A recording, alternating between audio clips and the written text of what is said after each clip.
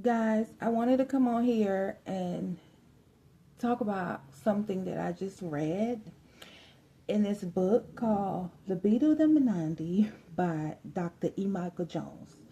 And the book is talking about how sexual perversion can be used for political control. And one of the examples that he gives is that in 2003, during the Second Intifada, Israel put Ramallah under siege and had everyone stuck in the house, started broadcasting pornography on the local TVs. Yes, you heard me correctly. They put the town under siege and broadcasted their filth on their TVs. And I was so shocked. I was like, what? Like, why would a government ever do something like this? This is crazy.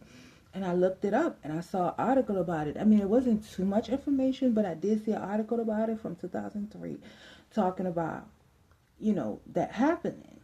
And I was thinking to myself, like, what is wrong with these people? Like, there's no limit. There's no too far for them. Like, when it comes to traumatizing Palestinians, they will do almost anything.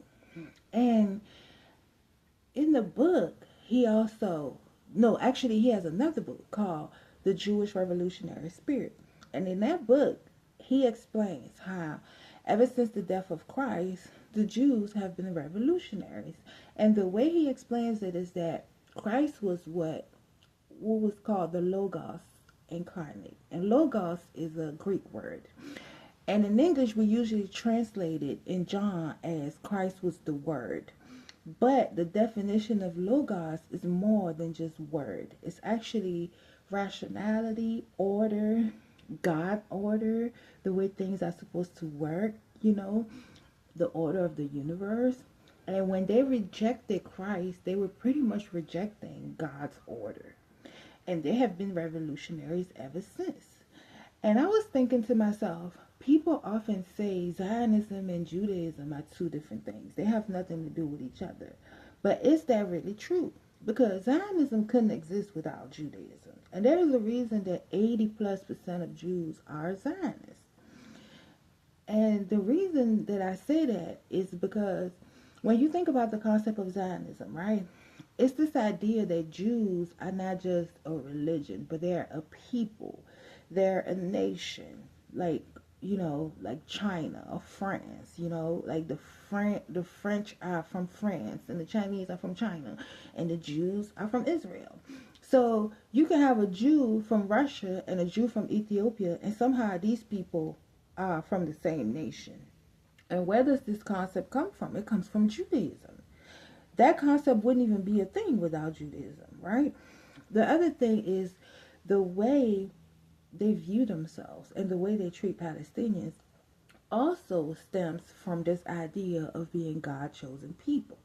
Where do they get that idea? Judaism. The other thing is, I know that at the beginning of Zionism, they tried to go to other places like Uganda or Argentina, but the reason they settled on Palestine was because Judaism have this notion that Israel is the land of the Jewish people that was given to them by God. Okay, so that's what made Zionism work, the fact that it was actually the land of Palestine, which they consider Israel. If it was somewhere else like Uganda, you probably wouldn't have had enough Jews move there. The reason a lot of Jews ended up moving there is because of their connection, their religious connection that they have to the land of Israel, right? So this idea that the two are completely separated and we should not mix them up, I feel like it's not really true. It's really not. The two are kind of like sisters or cousins, they kind of go hand in hand. Zionism based most of its principle from Judaism, and Judaism also kind of backs up the Zionist idea, right? And this idea that they're always persecuted and all of this is all from Judaism. They're persecuted because they're special, because they're a light onto the nation.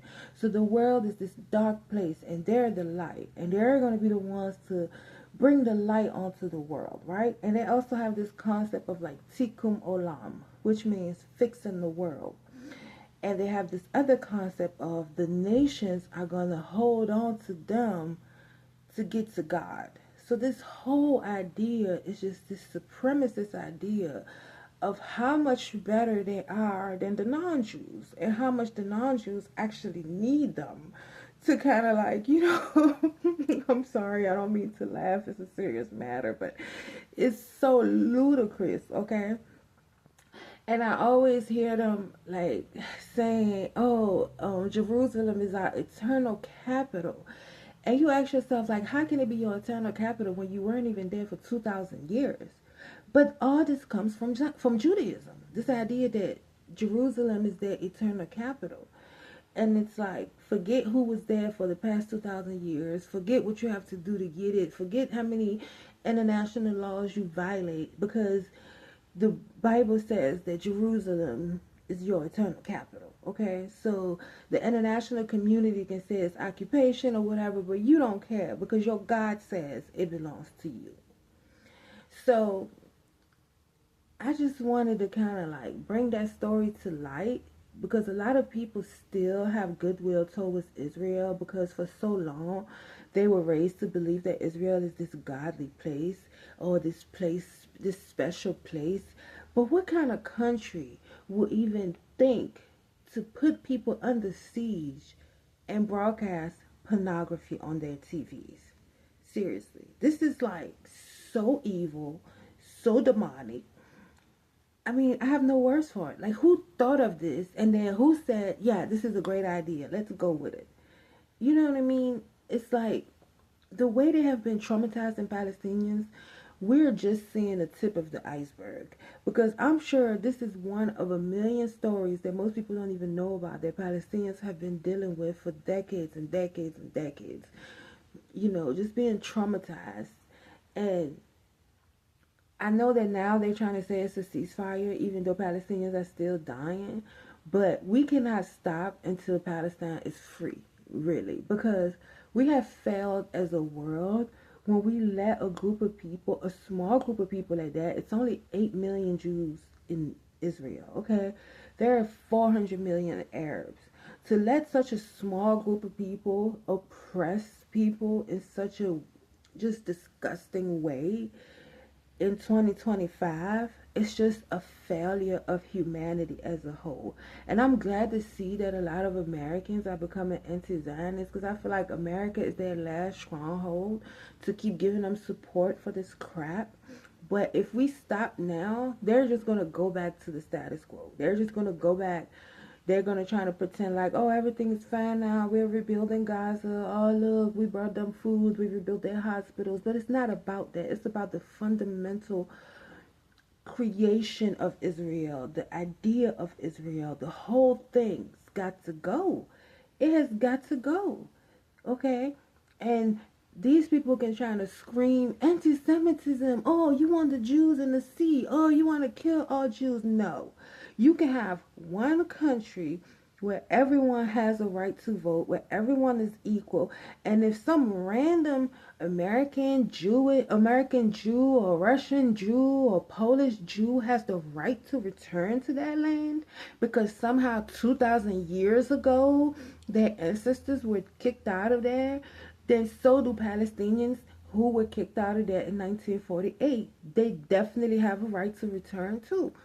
You cannot tell me that these people who are only 2 generations removed from 1948 don't have the right to be there, but people who are 2,000 years removed have the right to be there. Okay, guys, so thank you. Follow me, and I will be talking about Palestine more.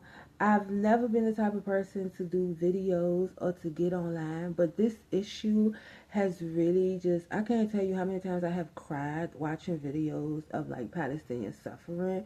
And I feel like if I do nothing else in my life, let me use my voice, my one little voice, to talk about this matter. Even if one person changes their mind, my life would have meant something.